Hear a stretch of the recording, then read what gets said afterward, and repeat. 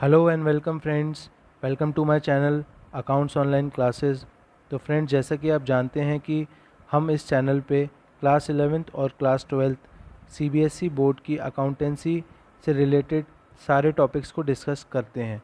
अभी तक हमने कई सारे टॉपिक्स इस चैनल पर कई वीडियोस के माध्यम से डिस्कस कर लिए हैं और आज के इस वीडियो में हम क्लास 11th के कुछ important basic terms of accounting को समझेंगे।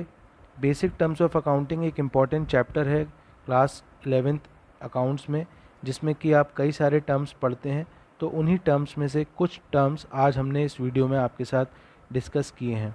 तो आप सबसे यही रिक्वेस्ट है कि आप इस वीडियो को एंड तक देखिए, सारे टर्म्स को अच्छे से समझिए और हमारे चैनल को सब्सक्राइब कर लीजिए अगर अभी तक आपने सब्सक्राइब नहीं किया है तो, जिससे कि आने वाले सारे वीडियोस के नोटिफिकेशंस आपको आसानी से मिल पाएँ। तो चलिए देखते हैं कि इस वीडियो में आज हम कौन कौन से टर्म्स डिस्कस करने वाले हैं। आज इस वीडियो में हम टोटल 5 टर्म्स डिस्कस करेंगे, जिसमें फर्स्ट होगा ट्रेड रिसीवेबल्स, दूसरा होगा ट्रेड पेबल्स, तीसरा होगा कॉस्ट, चौथा होगा वाउचर्स एंड पांचवा होगा डिस्काउंट। तो चलिए अपने वीडियो को स्टार्ट करते हैं और आज का पहला बेसिक अकाउंटिंग टर्म सीखते हैं। तो हमारा फर्स्ट टर्म है ट्रेड रिसीवेबल्स। देखते हैं ये क्या होता है। It is the amount receivable for sale of goods and or services rendered in ordinary course of business. देखिए, जैसा आपको पता है कि हम बिज़नेस में गुड्स को सेल करते हैं और सेल जो है वो कैश सेल भी हो सकती है और क्रेडिट सेल भी हो सकती है। तो जब हम कोई भी गुड्स क्रेडिट बेसिस पर सेल करते हैं तो उनको सेल करने के बाद जो भी हमें फ्यूचर में उसका अमाउंट रिसीव होना होता है उसको हम ट्रेड रिसीवेबल्स कहते हैं। मींस जो भी गुड्स आपने क्रेडिट बेसिस पर सेल किया है तो फ्यूचर में जब आपको उनका पैसा रिसीव होगा तो प्रेजेंट टाइम में आप उस पैसे को ट्रेड रिसीवेबल्स के नाम से जानते हैं। It is the amount due from the customers of the enterprises.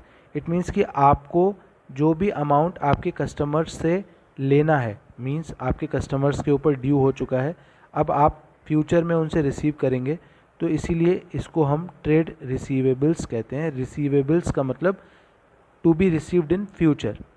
I hope कि आपको समझ में आया होगा। अब देखिए, trade receivables is a sum total of debtors and bills receivable. Trade receivables के अंदर हम दो टाइप के टर्म को पढ़ते हैं, दो टाइप के आप अकाउंट्स इसमें, या दो टाइप के आप कह सकते हैं कि टर्म्स आप ट्रेड रिसीवेबल्स के अंदर शामिल करते हैं। पहला टर्म है डेटर्स। डेटर्स कौन होता है? Debtor is a person who owes amount to the business against credit sale of goods or services rendered. Goods when sold to a person on credit, that person is called debtor. देखिए, जब हम goods को credit पर sold करते हैं, यानी कि goods को उधार बेचते हैं, तो जिस व्यक्ति को हम वो गुड्स उधार बेच रहे हैं, यानी कि वो हमारा कस्टमर जो हमसे उधार गुड्स परचेज कर रहा है, वो हमारे लिए हमारा डेटर कहलाता है। और डेटर वो व्यक्ति है जो कि फ्यूचर में हमें पैसे देगा, यानी कि हमें जिससे पैसे रिसीव करने हैं इन फ्यूचर। हमने उसको क्रेडिट पर गुड्स सेल किया है और वो हमें पैसे देगा। तो डेटर कौन होते हैं? हमारे कस्टमर्स। कस्टमर्स को ही हम आगे जाके डेटर्स कह देते हैं, ऐसे कस्टमर्स जो कि फ्यूचर में हमें पैसा देंगे। अभी हमने उनको क्रेडिट पे गुड्स सेल किया और फ्यूचर में वो हमें देंगे, इसलिए वो हमारे डेटर्स हैं। और डेटर्स जो है वो एक बिजनेस फर्म के लिए हमेशा एसेट होते हैं, क्योंकि उनसे हमें फ्यूचर में पैसा रिसीव होता है। अब ट्रेड रिसीवेबल्स के अंदर जो दूसरा टर्म आता है वो है बिल्स रिसीवेबल। देखिए, बिल्स रिसीवेबल एक ऐसा नोट होता है या एक ऐसा डॉक्यूमेंट होता है जिसमें जो हमारा डेटर है, यानी कि जिसको हमने क्रेडिट पर गुड्स बेचा था, जो हमें फ्यूचर में पैसे देगा, वो व्यक्ति उस पर लिखित रूप में ये एक्सेप्ट करता है कि वो फ्यूचर में पर्टिकुलर डेट पर हमें पैसा देगा। जैसे कि मान लीजिए कि मैंने एज अ बिज़नेस, मैं एक बिज़नेस एंटिटी हूँ और मैंने राम नाम के एक व्यक्ति को गुड्स सेल किया। अब मुझे राम पर भरोसा नहीं है कि वो मुझे फ्यूचर में पैसा देगा या नहीं देगा। तो मैंने क्या करा, एक बिल क्रिएट किया, एक नोट क्रिएट किया, एक डॉक्यूमेंट क्रिएट किया जिस पर मैंने राम के साइन करवा लिए और उसमें ये लिखा था कि राम मुझे फ्यूचर में इस पर्टिकुलर डेट पर ये जो गुड्स मैंने उसको बेचा है उसका जो रिलेटेड अमाउंट है वो मुझे पे करेगा। और राम ने उस पर साइन कर दिया। तो जैसे ही राम ने उस पर साइन किया वो मेरे लिए बन गया bill of exchange. So bills receivable means a bill of exchange accepted by the debtor.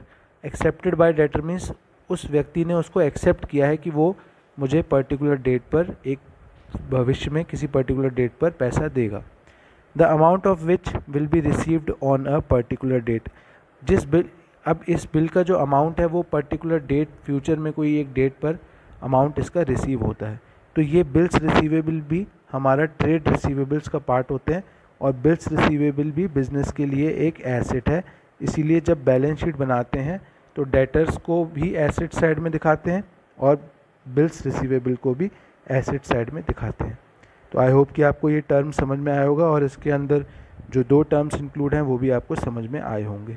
चलिए नेक्स्ट टर्म पे चलते हैं। तो second term of accounting is trade payables. It is the amount payable for the purchase of goods and or services taken in ordinary course of business. देखिए, आप सब जानते हैं कि जब हम गुड्स परचेज करते हैं तो 2 बेसिस पर कर सकते हैं, आइदर ऑन कैश बेसिस और क्रेडिट बेसिस। तो जब क्रेडिट बेसिस पर गुड्स परचेज किया जाता है तो उसमें हम अमाउंट सेम टाइम पे नहीं देके फ्यूचर में अमाउंट पेबल होता है। तो ट्रेड पेबल के अंदर वो सारे अमाउंट शामिल होंगे जो कि आपने गुड्स को क्रेडिट परचेज करने के संबंध में फ्यूचर में पे करने हैं। तो it is the total of amount payable for purchase of goods or services taken in ordinary course of business. जो भी आपने गुड्स परचेज किए हैं ऑन क्रेडिट या कोई सर्विसेज ली हैं जिनका कि पेमेंट आपको फ्यूचर में करना है, वो सारे पेमेंट्स ट्रेड पेबल्स के अंदर इंक्लूड किए जाते हैं। It is the amount due to the seller by the enterprises. ये वो अमाउंट है जो एंटरप्राइज के द्वारा सेलर पर ड्यू है, यानी कि सेलर को देना है। जिससे आपने गुड्स खरीदे थे वो सेलर है और आपको उसे अमाउंट पे करना है। तो ये ट्रेड पेबल्स कहलाते हैं। ट्रेड पेबल्स, ध्यान रखिए, हमारे लिए लाइबिलिटीज़ होते हैं और जब हम बैलेंस शीट बनाते हैं फाइनेंशियल स्टेटमेंट्स के टाइम पर तो बैलेंस शीट में लाइबिलिटी की साइड में दिखाते हैं। Now trade payable is a sum total of creditors and bills payable. Trade payable के अंदर 2 टर्म शामिल होते हैं, एक है क्रेडिटर्स और एक है बिल्स पेबल। तो देखते हैं इन दोनों टर्म्स को। पहला आता है creditor. Creditor is a person to whom an enterprise owes amount against credit purchase of goods और सर्विसेज टेकन। तो क्रेडिटर वो व्यक्ति है, वो सेलर है जिसने कि आपको गुड्स ऑन क्रेडिट सेल किया। यानी कि आप कह सकते हैं कि आपने जिस व्यक्ति से ऑन क्रेडिट गुड्स परचेज किया है वो व्यक्ति आपके लिए क्रेडिटर है, क्योंकि आपको उसे फ्यूचर में पैसा पे करना है। तो क्रेडिटर को फर्म के द्वारा अमाउंट पेबल होता है, दे होता है। तो क्रेडिटर भी हमारे लिए लाइबिलिटी है और इसे भी हम बिजनेस की बैलेंस शीट में लाइबिलिटी साइड में शो करते हैं। तो क्रेडिटर्स वो व्यक्ति हैं जिनको कि पैसा देना है, जिनसे हमने ऑन क्रेडिट गुड्स खरीदा था, जो हमारे सप्लायर्स थे। आई होप कि आपको ये क्लियर होगा। नेक्स्ट टर्म जो कि ट्रेड पेबल के अंदर इंक्लूड किया जाता है वो है bills payable. Bills payable means a bill of exchange accepted by the person the amount of which will be payable on a particular date. देखिए, जब हम किसी क्रेडिटर से या किसी सप्लायर से गुड्स को परचेज करते हैं और क्रेडिटर के डिमांड के अकॉर्डिंग अगर हम कोई ऐसा नोट उसको लिख कर दें या फिर कोई ऐसा डॉक्यूमेंट क्रिएट करें जिस पे ये लिखा हो कि हम फ्यूचर के किसी पर्टिकुलर डेट पर उस व्यक्ति को जो रिलेटेड अमाउंट है गुड्स के परचेज का वो पे करेंगे, तो ऐसा डॉक्यूमेंट को हम कहते हैं बिल ऑफ एक्सचेंज। तो बिल ऑफ एक्सचेंज में बिल्स पेबल जो है, बिल्स पेबल एक ऐसा डॉक्यूमेंट है जो कि बिल ऑफ एक्सचेंज कहलाता है। तो वो बिल्स पेबल जब हम किसी के लिए एक्सेप्ट करते हैं तो वो हमारे लिए लाइबिलिटी बन जाता है। बिल्स पेबल का मतलब है कि हमें फ्यूचर में उस बिल का भुगतान करना होगा किसी एक फ़िक्स व्यक्ति को और एक फ़िक्स डेट पर, जिसको कि हमने लिखित में साइन करके दिया है। तो बिल्स पेबल भी एक तरीके से क्रेडिटर्स को जब हम लिखित में ये दे दें कि हम आपको इस पर्टिकुलर डेट पर पैसा देंगे, तो वो लिखित का जो नोट है, वो रिटन नोट जो है वो बिल पेबल कहलाता है।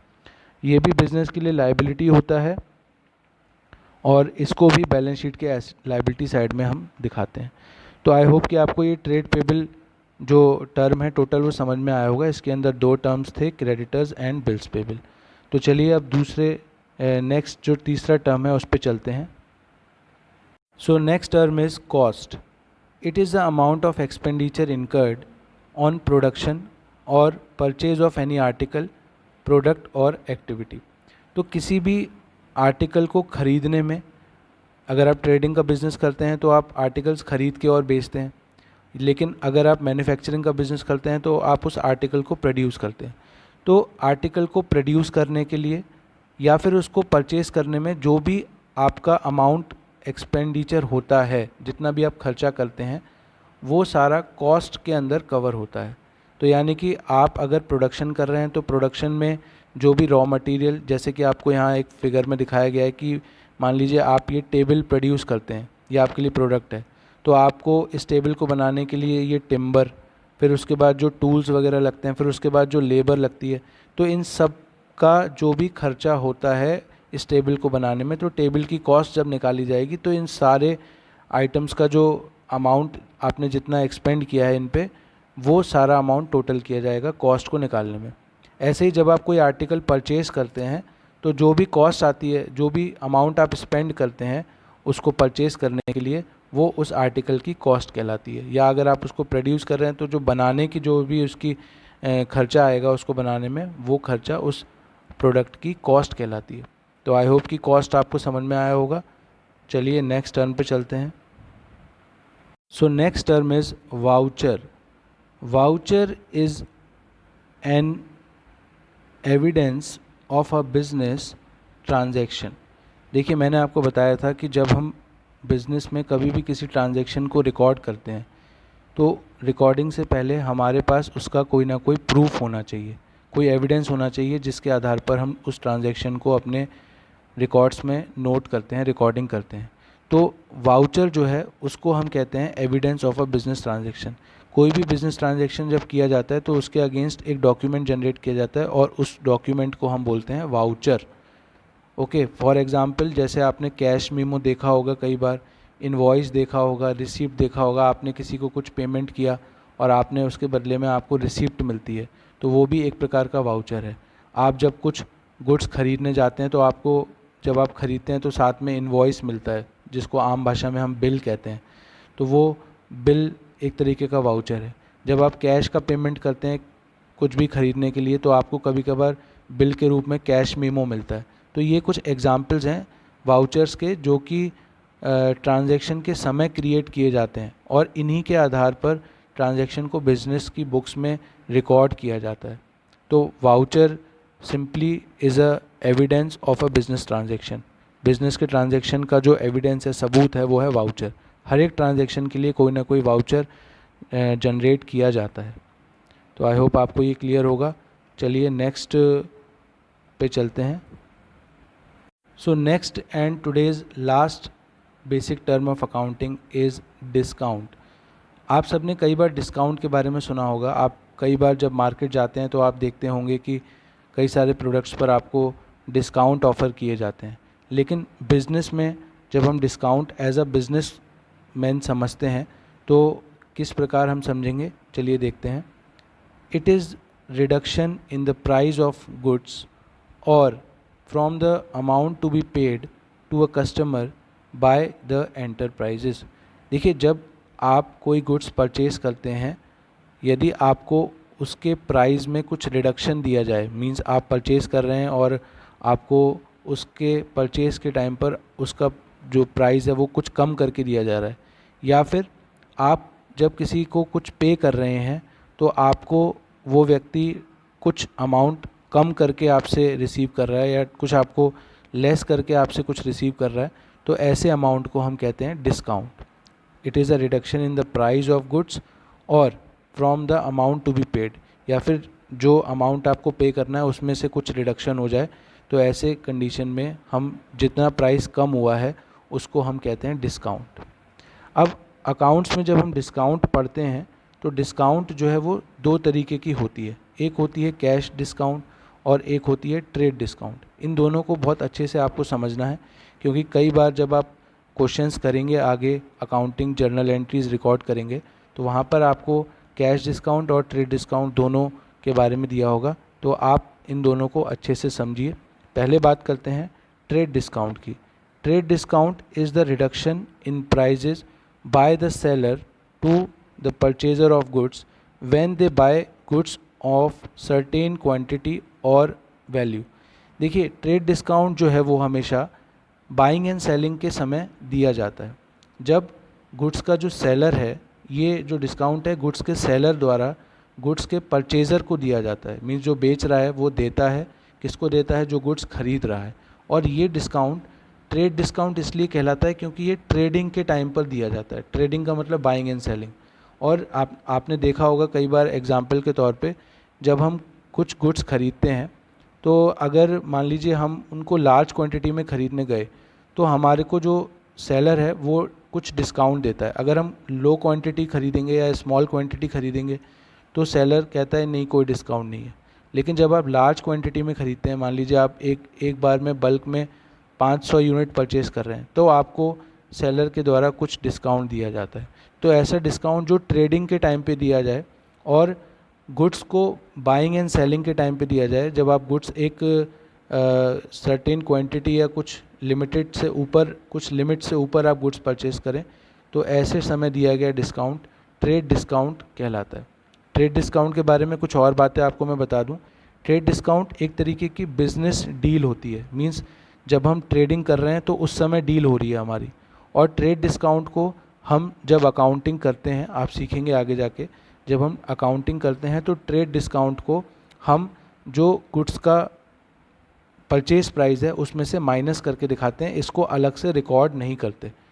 सो हम कहते हैं कि trade discount is not recorded in the books of account, but it's amount is deducted from the total amount of goods purchase.